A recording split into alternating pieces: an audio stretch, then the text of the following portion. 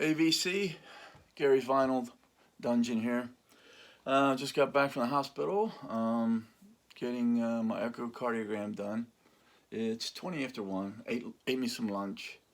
Before I get started with the second group of records here, I got a gripe about things. A couple of things. One is turntable belts.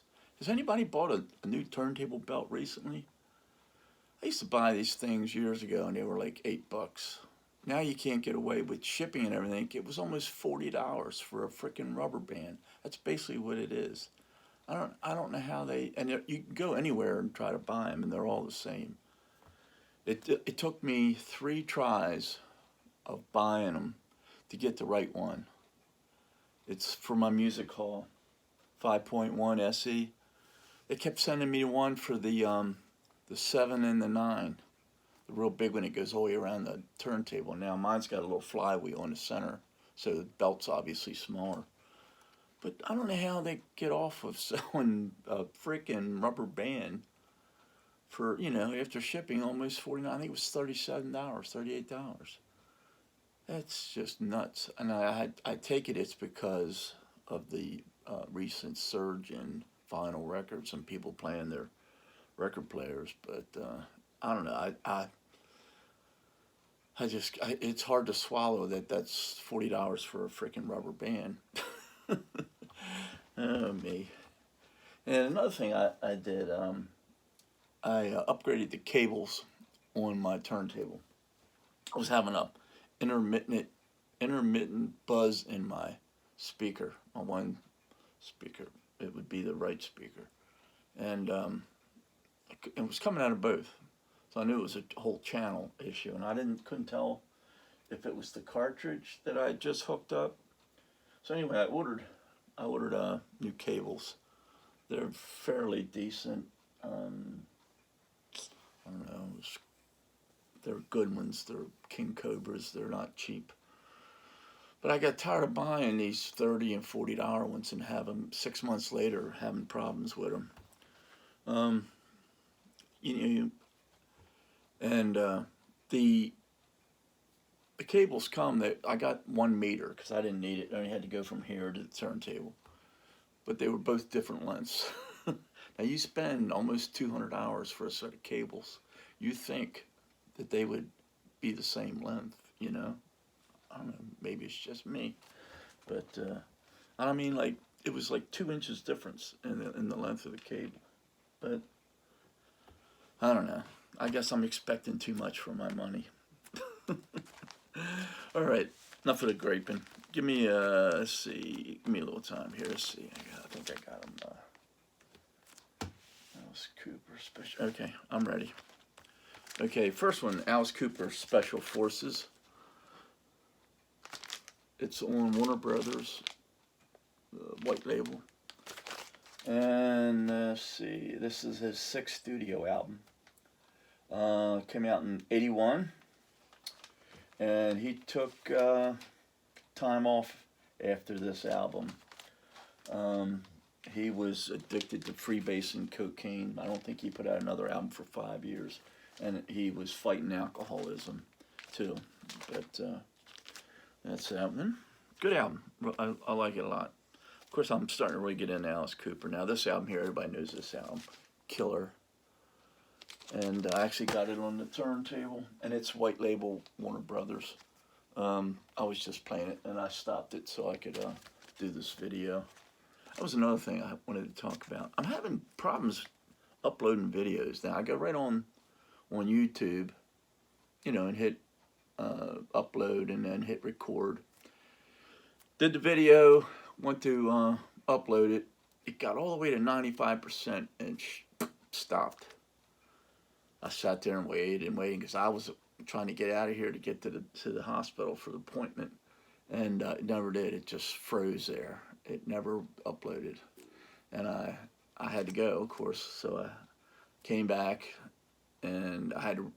It didn't erase the video. I had to just start uploading it again.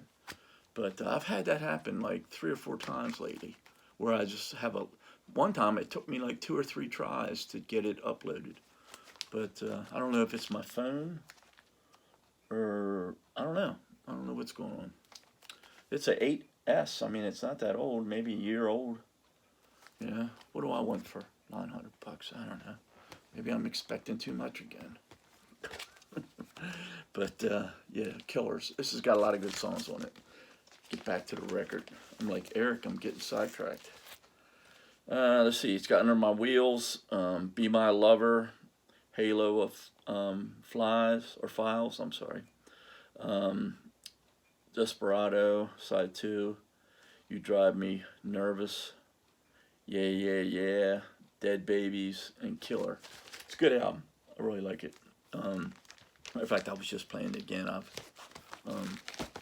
already played it once. I just got this record last week, and I put it on turntable again, mainly to test out my cables. They just came, just hooked them up.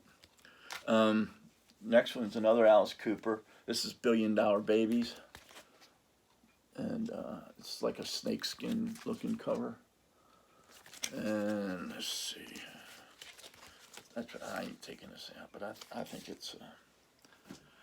I'm gonna get this over with. This is another brand new album. The next two, these are, I mean, not brand new as far as his releases, but brand new as far as their new records, reissues. Bob Dylan, Under a Red Sky. This is on Music on Vinyl, or I'm sorry, We Are Vinyl. But it's a really good pressing. It sounds great, fantastic. I like that album a lot. And this next one's Bob Dylan, Real Live.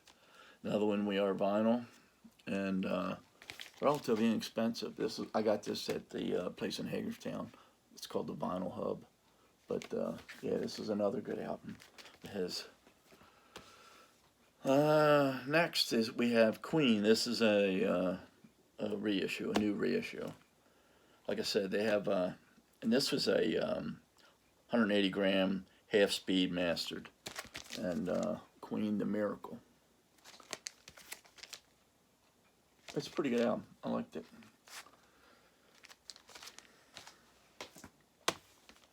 Now the next one is Metallica. Winnipeg, 1986, Canadian broadcast. It's a bootleg. I couldn't hardly find any information on it, but it doesn't sound real good. But you know, bootlegs are bootlegs. But there's that. But it's listenable. It's Battery, Master of Puppets, From Whom the Bell Tolls, Welcome Home, Jason's bass solo, Whiplash, Fade to Black, Seek and Destroy, Creeping Death, The Four Horsemen, Kirk's guitar solo, Am I Evil, Damage Incorporated, and Fight Fire with Fire. That's the lineup on that one. From, like I said, 1986. Next one. This is a strange album. It's just strange. It's not bad. It's a psychedelic album. This is early Prunes. Electric Prunes. It's on Reprise. But when I went and looked it up, let me see what I put down here. This is their third studio album. It's Mass in F minor. This is actually came out in 68, I think it says here. Let me see, let me look.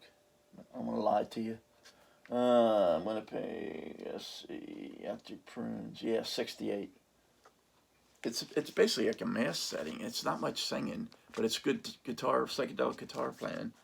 But it's just a weird album. I mean, I didn't mind, listening to it, but I guess I don't know, expected a little different record when I found it. I had never seen this album anywhere, and it's hard to even get any information on it. But it's kind of different. I kind of picked him up. I rolled over one with my chair one time and broke it. A brand new album. Okay, this one, Dr. Hook's Greatest Hits. And it's got all the good songs on it. Let's see what label. It's a green Capital. And I'm kind of into Dr. Hook, but Sylvia's Mother, cover of the Rolling Stone, a little bit more, Walk Right In, it prints so little can hardly read it. But it's a good album if you like Dr. Hook. I like Sylvia's Mother, that's a good one. Okay, next one. This is the Flying Burrito Brothers, 68 to 72. This is kind of like their greatest hits album, and it's got a list of all the people that played on all the different albums, because there's different songs, you know, from different albums, because it is a greatest hits. But you know what? I'm doing this without turning any of the lights on. I just now noticed that. Okay, next one is Electric Light Orchestra. It's called On the Third Day. It's like a black and white. It's a United Artists release. And it wasn't bad. I like ELO. What one was that? Let's see. That was from 1973. That was their third studio album. And this is ELO. ELO. It's the name of the record. This is kind of like a greatest hits album, but early, before some of their more popular songs came out. This is their first compilation album, actually, and they're showing the albums up here that they're off of on the top here. And next one, I guess somebody traded a bunch of these ELOs. This one's Discovery, and everybody knows this album. I thought I had this. I was in there and pulled up Discogs, and I didn't have it. I thought I did. It's got some good songs on it. Yeah, good album. Discovery. That's their 8th studio album, come out in 1979. But that's all I got here. Like I said, let me know what you guys think about the turntable belts being so expensive. I don't get it. I really don't. And like I said, it took me 3 tries to get the right turntable belt. And the cables, I decided to get the good cables this time. Actually, I got 2 more pairs coming. They were back ordered. They sent me one. They sent me email saying, "Do you want 1 pair and then we'll send the other ones later, or you want us to send all 3?" I said, "No, just send all 3." Because I didn't know really which ones were bad, but I replaced the one from the turntable to the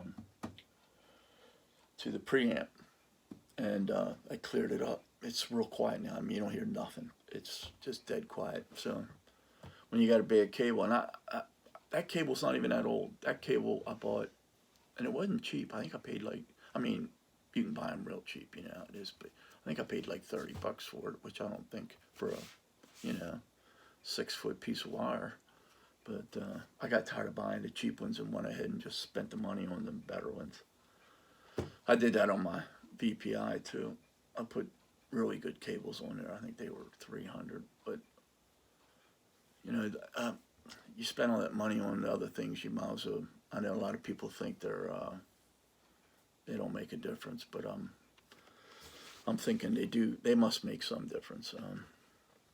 It's hard to tell with the human ear, but I'm sure there's a registered difference in the sound. Now, when you get up into $100,000 cables, not my old ears, they wouldn't hear a difference. They certainly wouldn't hear $100,000 difference. But, okay, that's all I got. My second one for today. Hopefully I can get this uploaded without any more troubles.